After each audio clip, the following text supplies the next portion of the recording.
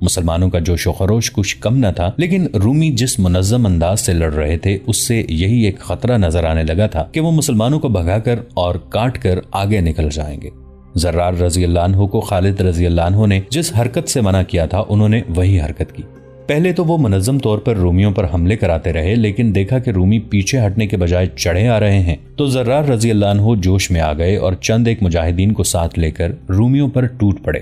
انہوں نے اپنی مخصوص جرأت اور شجاعت کا مظاہرہ کیا اور جو رومی ان کے سامنے آیا وہ کٹ کر گرا اور اس طرح وہ اندھا دھند بہت آگے نکل گئے۔ یہ ہے برہنہ جنگجو، کسی رومی نے نعرہ لگایا۔ یہ کوئی سالار ہو سکتا تھا۔ اس نے للکار کر کہا، گھیرے میں لے لو اسے، زندہ پکڑو۔ زرار نیم برہنہ ہو کر لڑنے اور دشمن کو ہر میدان میں حیران کن نقصان پہنچانے میں اتنے مشہور ہو گئے تھے کہ انطاکیہ تک ان کی شجاعت کے چرچے پہنچ گئے تھے۔ رومیوں نے اس نیم برہنہ جنگجو کو پہچان لیا۔ زرار رضی اللہ عنہ کے دائیں بازو میں ایک تیر لگ چکا تھا۔ مورخوں نے لکھا ہے کہ زرار کے جسم پر 2 زخم اور بھی تھے۔ بہرحال ان کے بازو میں تیر اترنے پر سب متفق ہیں۔ زرار رضی اللہ عنہ نے تیر کھینچ کر بازو سے نکال پھینکا۔ تیر نکالنا بڑا ہی اذیت ناک ہوتا ہے، وہاں سے گوشت باہر نکل آتا ہے، لیکن زرار رضی اللہ عنہ بن الازور عاشق رسول تھے۔ وہ تو جیسے اپنے جسم اور اپنی جان سے دستبردار ہو گئے تھے۔ یہ تیر اور تلواریں تو جیسے ان کا کچھ بگاڑ ہی نہیں سکتی تھیں۔ رومیوں کا تیر کھا کر انہوں نے تیر یوں نکال پھینکا جیسے ایک کانٹا نکال کر پھینکا ہو۔ ان کا دایاں ہاتھ تلوار کو مضبوطے سے تھامے رہا اور رومی کٹتے اور گرتے رہے۔ رومی انہیں زندہ پکڑنے کا تہیہ کر چکے تھے۔ انہوں نے زرار رضی اللہ عنہ کے آدمیوں کو جو ان کے ساتھ آگے نکل گئے تھے بکھیر کر الگ الگ کر دیا اور زرار رضی اللہ عنہ کو گھیرے میں لے لیا۔ اس موقع پر انہیں 1 یا 2 زخم آئے۔ آخر کئی رومیوں نے مل کر انہیں پکڑ لیا اور انہیں باندھ لیا۔ رومی بلند آواز سے چلانے لگے، مسلمانوں، تمہارا سالار ہمارا قیدی ہو گیا ہے۔ ہم نے تمہارے ننگے سالار کو پکڑ لیا ہے۔ ہم شاہ ہرقل کو تحفہ دیں گے۔ رومیوں کی للکار بلند ہوتی جا رہی تھی۔ وہ ٹھیک کہتے تھے۔ شہنشاہ ہرقل کے لیے زرار رضی اللہ عنہ سے بڑھ کر کوئی اور اچھا تحفہ نہیں ہو سکتا تھا۔ ان کے زخموں سے خون بڑی تیزی سے بہا جا رہا تھا، جس سے یہ خطرہ پیدا ہو گیا کہ وہ ہرقل تک زندہ نہیں پہنچ سکیں گے۔ رومیوں نے ان کی مرہم پٹی کر دی۔ اس دور کی جنگوں میں فوجیں یوں بھی شکست کھا جاتی تھیں کہ سپہ سالار مارا گیا، پرچم گر پڑا اور پوری کی پوری فوج بھاگ اٹھی۔ لیکن مسلمانوں کا معاملہ اس کے برعکس تھا۔ زرار جیسا سالار پکڑا گیا تو دشمن کی یہ للکار سن کر کہ اس نے ان کے سالار کو پکڑ لیا ہے، مسلمانوں نے حملوں کی شدت میں اضافہ کر دیا۔ وہ لپکتے ہوئے شعلے اور گرجتی ہوئی بجلیاں بن گئے۔ رافع بن عمیرہ رضی اللہ عنہ زرار رضی اللہ عنہ کے نائب سالار تھے۔ انہوں نے گرج کر اعلان کیا کہ اب کمان ان کے ہاتھ میں ہے۔ انہوں نے سامنے سے رومیوں پر حملے کرائے، خود بھی حملوں کی قیادت کی اور دشمن کی صفوں کو توڑ کر آگے جانے کی کوشش کی، لیکن رومیوں کی صفیں مل کر بڑی مضبوط دیوار بن گئی تھیں۔ رافع زرار رضی اللہ عنہ کو رہا کرانے کی کوشش میں تھے، لیکن ان کی کوشش کامیاب نہیں ہو رہی تھی۔ مسلمان اپنے سالار کو دشمن سے چھڑانے کے لیے جان کی بازی لگائے ہوئے تھے۔ دوپہر سے ذرا بعد کا وقت تھا۔ خالد رضی اللہ عنہ دمشق کے ارد گرد گھوم پھر کر جائزہ لے رہے تھے کہ دیوار کہیں سے توڑی جا سکتی ہے یا نہیں۔ 2 سالار ان کے ساتھ تھے۔ خدا کی قسم دمشق ہمارا ہے، خالد رضی اللہ عنہ نے کہا۔ رومیوں کو کمک نہیں مل سکتی، زرار اور رافع ان کی کمک کو بھگا چکے ہوں گے۔ خالد رضی اللہ عنہ چپ ہو گئے۔ ایک گھڑ سوار ان کی طرف بڑا تیز آ رہا تھا۔ قاصد معلوم ہوتا ہے، خالد رضی اللہ عنہ نے کہا اور گھوڑے کو ایڑ لگا کر اس طرف بڑھے۔ سالار اعلیٰ، گھڑ سوار نے گھوڑا ان کے قریب روک کر کہا، رومیوں نے زرار بن الازور کو پکڑ لیا ہے، ابن عمیرہ نے ان کی جگہ لے لی ہے۔ انہوں نے ابن الازور کو رہا کرانے کی بہت کوشش کی ہے، لیکن رومیوں کی تعداد اتنی زیادہ ہے کہ ہم ناکام ہو گئے ہیں۔ ابن عمیرہ نے مجھے اس پیغام کے ساتھ بھیجا ہے کہ کمک کے بغیر ہم رومیوں کو نہیں روک سکیں گے۔ کیا میں نے اسے منع نہیں کیا تھا کہ اپنے آپ کو قابو میں رکھنا؟ خالد رضی اللہ عنہ نے برہم سا ہو کر کہا، رومی ہمارے اتنے قیمتی سالار کو نہیں لے جا سکتے۔ خالد رضی اللہ عنہ نے تمام سالاروں کو بلایا اور انہیں زرار رضی اللہ عنہ کی گرفتاری اور بیت اللحیہ میں رومیوں کے سامنے مسلمانوں کی کمزور حالت کے متعلق بتایا۔ میں خود ابن عمیرہ کی مدد کے لیے جانا چاہتا ہوں، خالد رضی اللہ عنہ نے کہا، لیکن محاصرہ کمزور ہو جائے گا، رومی باہر آ کر تم پر حملہ کر دیں گے، ہماری نفری پہلے ہی کم رہ گئی ہے، اگر میں نہیں جاتا اور میں کمک نہیں بھیجتا تو ہمارے 5-6 ہزار سوار مارے جائیں گے اور رومیوں کی کمک سیدھی یہاں آ کر ہلہ بول دے گی، بتا سکتے ہو مجھے کیا کرنا چاہیے؟ رافع کی مدد کو پہنچنا اور رومیوں کی کمک کو روکنا زیادہ ضروری ہے، ابو عبیدہ رضی اللہ عنہ نے کہا۔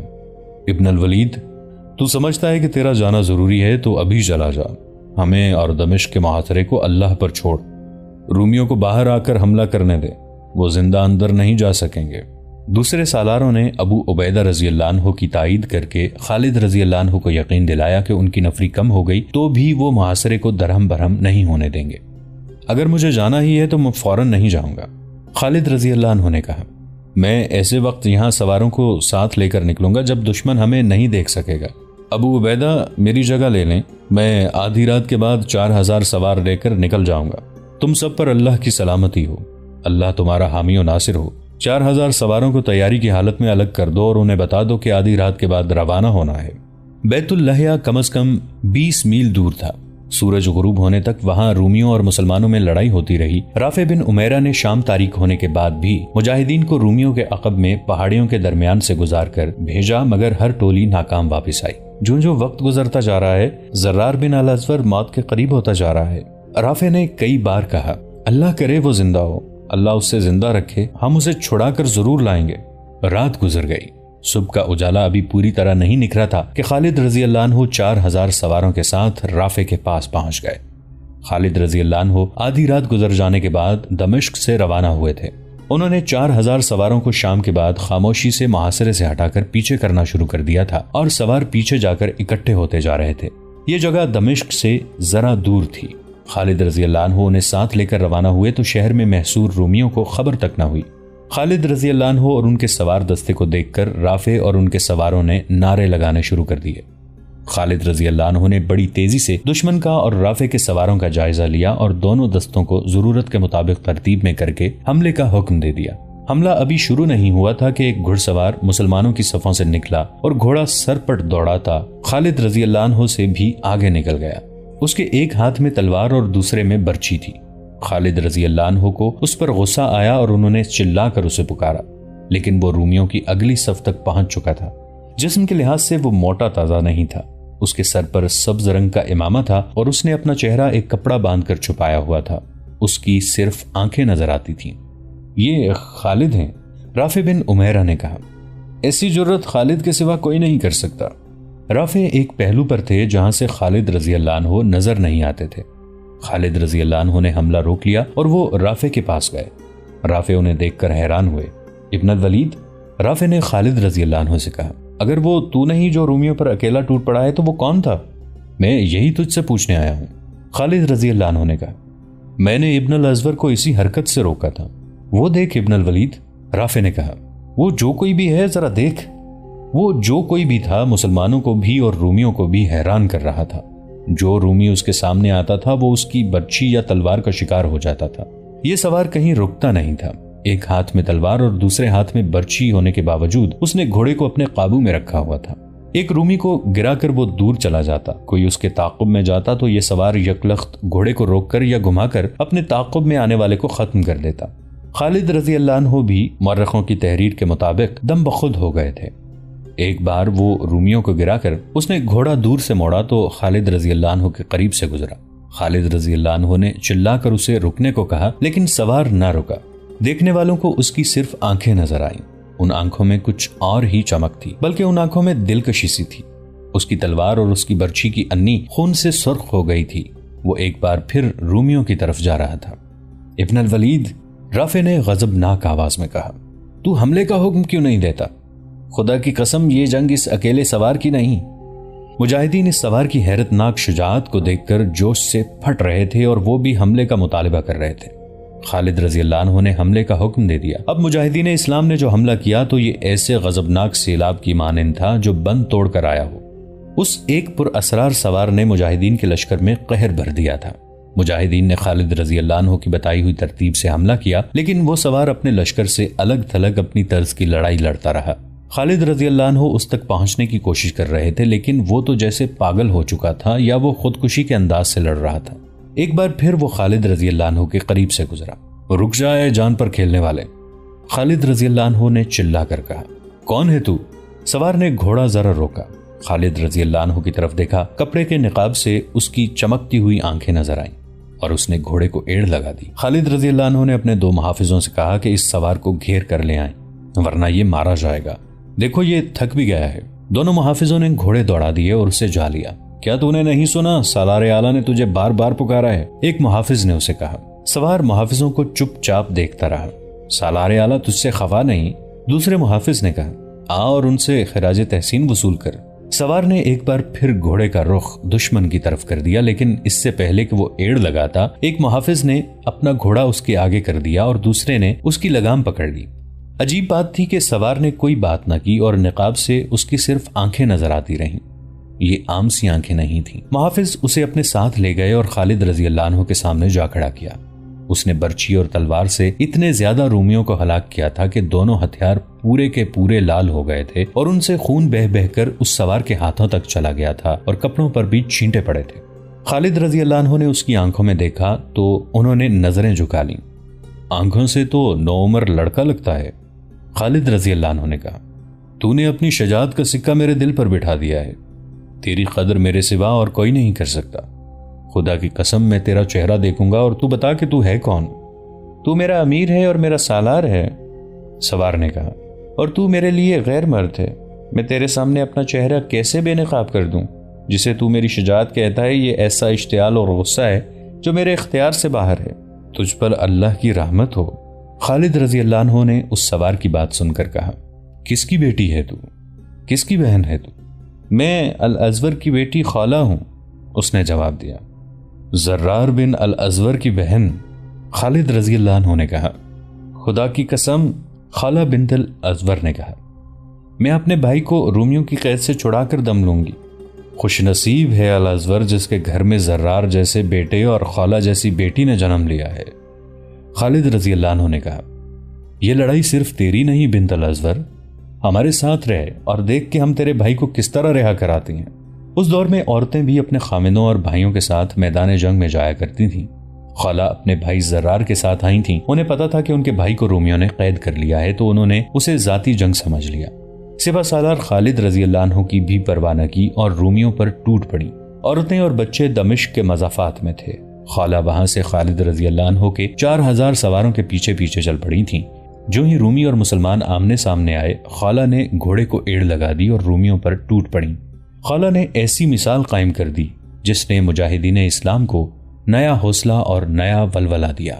اب مسلمانوں کی نفری بھی زیادہ ہو گئی تھی اور قیادت خالد رضی اللہ عنہ کی تھی۔ خالد رضی اللہ عنہ کے ساتھ جو 4000 سوار گئے تھے وہ تازہ دم تھے۔ اس کے علاوہ پورا لشکر زرار رضی اللہ عنہ کے قیدی ہو جانے پر آگ بگولا تھا۔ رومیوں کے لیے اس حملے کو برداشت کرنا ناممکن ہو گیا۔ انہوں نے جم کر لڑنے کی کوشش کی، لیکن خالد رضی اللہ عنہ کی چالوں اور ان کے لشکر کے غیظ و غضب کے سامنے رومی ٹھہر نہ سکے۔ رومیوں کی فوج چونکہ ایک منظم اور تربیت یافتہ فوج تھی، اس لیے اس کی پسپائی بھی منظم تھی۔ اسے پسپا کرنے میں خالد رضی اللہ عنہ کو بہت زور لگانا پڑا۔ رومیوں کی پسپائی سے یہ مقصد تو پورا ہو گیا کہ دمشق کے دفاعی دستے کمک اور رسد سے محروم رہے۔ رومیوں کا یہ کمال تھا کہ جو رسد وہ ساتھ لائے تھے وہ اپنے ساتھ ہی لے جا رہے تھے۔ اب دوسرا مقصد سامنے تھا اور وہ تھا زرار رضی اللہ عنہ کی رہائی۔ اس مقصد کے لیے خالد رضی اللہ عنہ نے رومیوں کا تعاقب جاری رکھا۔ رومی اور تیزی سے پسپا ہونے لگے۔ خالد رضی اللہ عنہ نے ہر داؤ کھیلا مگر رومیوں نے کوئی داؤ کامیاب نہ ہونے دیا۔ خالد رضی اللہ عنہ نے تعاقب کی رفتار کم نہ کی۔ ان کی کوشش یہ تھی کہ رومی کہیں رکنے نہ پائیں۔ خالد رضی اللہ عنہ خود پیچھے رہ گئے۔ یہ بہن کا ایثار تھا جو اللہ نے، اور یہ زرار رضی اللہ عنہ کا عشق رسول تھا جو اللہ کو اچھا لگا۔ زرار رضی اللہ عنہ کی سرفروشی کو اللہ نے نظر انداز نہ کیا۔ پتہ چلا کہ زرار رومیوں کی قید میں زندہ ہیں۔ یہ خبر دینے والے 2 عربی تھے جو اس علاقے میں آ کر آباد ہوئے تھے۔ خالد رضی اللہ عنہ کے 2-4 سوار چھوٹی سی ایک بستی کے قریب سے گزرتے رک گئے۔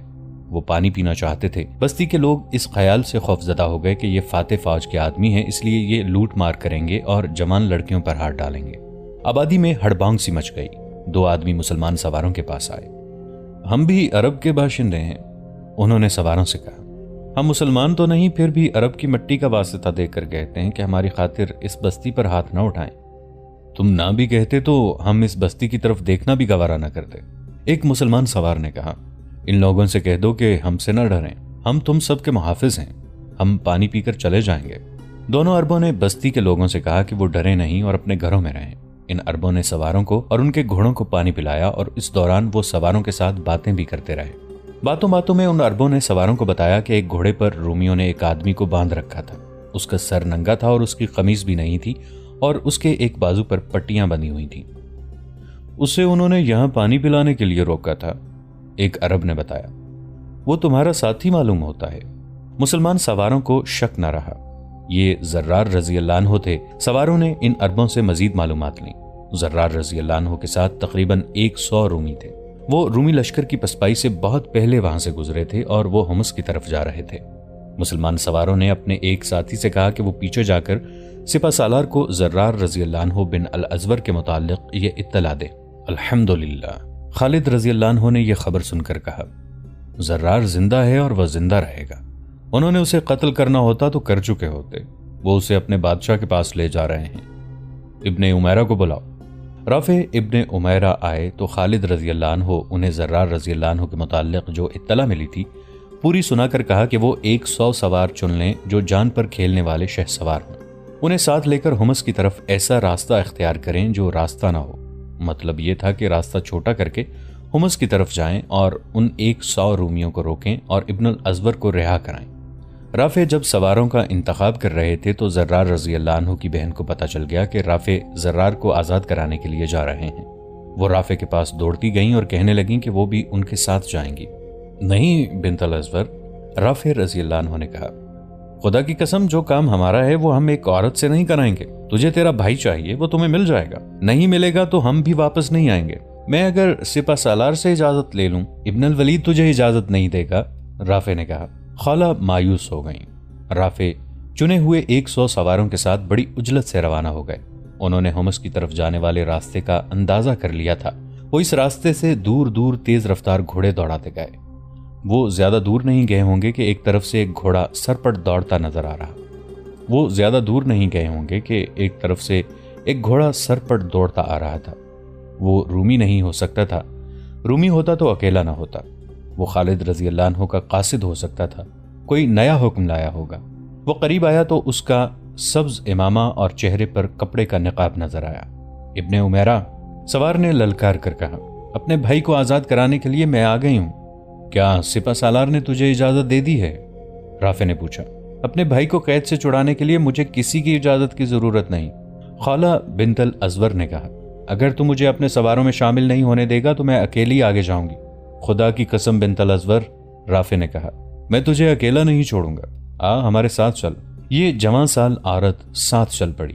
100 رومی سوار زرار بن الازور کو گھوڑے پر اس حالت میں بٹھائے لے جا رہے تھے کہ ان کے ہاتھ رسیوں سے بندھے ہوئے تھے اور پاؤں اس طرح بندھے تھے کہ گھوڑے کے پیٹ کے نیچے سے رسی گزار کر دونوں ٹخنوں سے بندھی ہوئی تھی۔ رومی ان پر پھپتیاں کستے اور ان کا مذاق اڑاتے جا رہے تھے اور زرار رضی اللہ عنہ چپ چاپ سنتے جا رہے تھے۔ ایک جگہ راستہ نشیب میں چلا جاتا تھا، اس کے دائیں بائیں علاقہ کھنڈروں کا تھا۔ جب رومی اس نشیب میں سے گزر رہے تھے تو اچانک دائیں بائیں آگے اور پیچھے سے رافع کے سواروں نے ان پر حملہ بول دیا۔ رومیوں کے لیے یہ حملہ غیر متوقع تھا۔ وہ اس طرح جا رہے تھے جیسے میلے پر جا رہے ہوں۔ زرار رضی اللہ عنہ کی بہن خولہ نے اپنے بھائی کو دیکھا تو اس نے رومیوں پر اس طرح حملے شروع کر دیے جس طرح وہ پوری رومی فوج پر کر چکی تھی۔ رافع بھی ایسے ہی جوش میں تھے۔ ان کے سوار ہزاروں میں سے چنے ہوئے تھے۔ انہوں نے رومیوں کا ایسا برا حال کر دیا کہ ان میں سے جو مرے نہیں یا زخمی نہیں ہوئے تھے بھاگ اٹھے۔ خطرہ یہ تھا کہ رومی زرار رضی اللہ عنہ کو قتل کر دیں گے۔ ان کی بہن تلوار اور برچی چلاتی زرار رضی اللہ عنہ تک پہنچ گئی۔ رومیوں نے ان کی یہ کوشش کامیاب نہ ہونے دی، لیکن رافع نے ایسا حلہ بولا کہ رومی سوار بکھر گئے، پھر فردن فردن بھاگ اٹھے۔ سب سے پہلے زرار رضی اللہ عنہ نے رافع سے ہاتھ ملایا اور جب بہن بھائی ملے تو وہ منظر رقت انگیز بھی تھا اور ولولہ انگیز بھی۔ بہن اپنے بھائی کے زخم دیکھنے کو بے تاب تھی۔ بعض مورخوں نے خالہ کے یہ الفاظ لکھے ہیں، میرے عزیز بھائی، میرے دل کی تپش دیکھ کس طرح تیرے فراق میں جل رہا ہے، اپنے زخم دکھاؤ زرار۔ بہن نے بے تابی سے کہا۔ مت دیکھ خالہ، زرار رضی اللہ عنہ نے بہن سے کہا، اور یہ زخم مجھے بھی نہ دیکھنے دو، یہ زخم دیکھنے کا وقت نہیں۔ دوستو آج کے لیے اتنا ہی۔ اسی کہانی کی اگلی قسط کے ساتھ بہت جلد حاضر ہوں گے۔ نیچے کامنٹ سیکشن میں اپنی رائے کا اظہار ضرور کیجیے گا۔ ہمارے اس چینل کو سبسکرائب کر کے نیچے موجود بیل آئیکن کو بھی ضرور کلک کیجیے گا۔ اگلی ملاقات تک کے لیے ہمارا اور آپ کا اللہ نگہبان۔